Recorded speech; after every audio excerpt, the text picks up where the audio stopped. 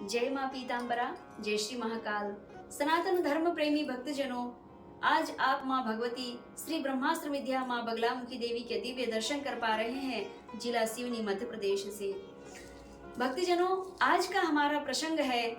माँ भगवती ब्रह्म शक्ति की साधना कैसे सफल हो। भक्तजनों, माँ बगलामुखी ब्रह्मांड की सबसे बड़ी शक्ति है और जो भी नर नारी भक्त जन माँ भगवती बगलामुखी देवी की साधना आराधना गुरु मार्गी होकर के दीर्घ काल तक करता है तो इस पूरे ब्रह्मांड की जितनी भी शक्तियां हैं वह साधक के इर्द गिर्द आसपास होने लगती है, आकर्षित होने लगती है कि मृत्यु लोक में माँ भगवती ब्रह्मास्त्र महाविद्या की जो साधना कर रहा है, जो तपस्या कर रहा है, गुरु मार्गी होकर के गृहस्थ में होते हुए भी माँ भगवती की आराधना कर रहा है, तो हम सभी देव और देवियां मिल करके उस साधक के दर्शन करके आए। ऐसे भाव लेकर के संपूर्ण ब्रह्मांड की शक्तियां उस साधक की ओर आकर्षित होने लगती है। जिस प्रकार माँ सती अनसुईया के ओर माँ भगवती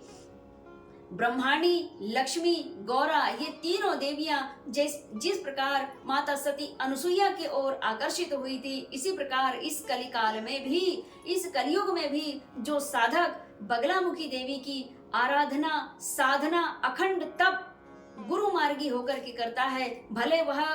गृहस्थ में हो या सन्यासी हो, माँ भगवती के साधक के और संसार की पूरे विश्व की ब्रह्मांड की सारी शक्तियां आकर्षित होने लगती है। लेकिन वह साधक की साधना दीर्घ काल तक चलनी चाहिए, तब ये संभव हो पाता है।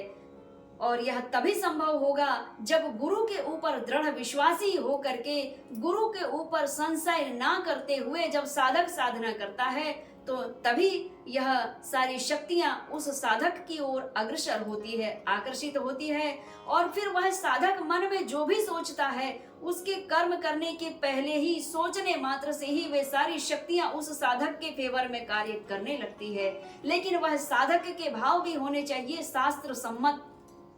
शास्त्र सम्मत जो शास्त्र के हित में है, वह कामना को लेकर के जब साधक मन में विचार करता है, मन में सोचता है अमुक मेरे भक्त के कार्य बन जा, अमुक मेरे शिष्य के कार्य बन जाए और मेरे जीवन में अमुक अमुक कार्य सिद्ध हो जाएं जो शास्त्र सम्मत है, तो ऐसे भाव रखते हुए जब वह साधक सोचता है तो सोचने मात्र से ही ब्रह्मांड की सारी शक्तियां उस साधक पे के जीवन में सपोर्ट करने लगती हैं और उनकी साधना सफल होती है। वह साधक फिर त्रिकालदर्शी हो जाता है,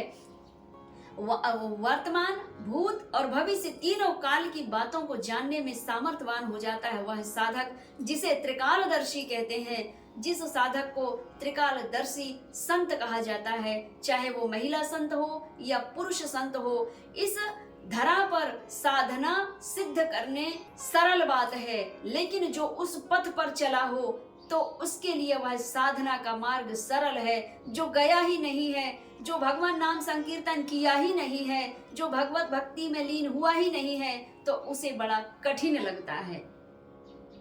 इसीलिए आप सभी नर नारी भक्तजनों से मेरा निवेदन है कि मनमानी साधना ना करें, गुरुमुखी होकर के, गुरु मार्गी होकर के ही आप साधना करेंगे, आपके जीवन में सर्व कार्य सिद्ध होते हैं, सर्व मनोरथ पूर्ण होते हैं। आज के प्रसंग में इतना ही। जय माँ पीताम्बरा, जय श्री महाकाल।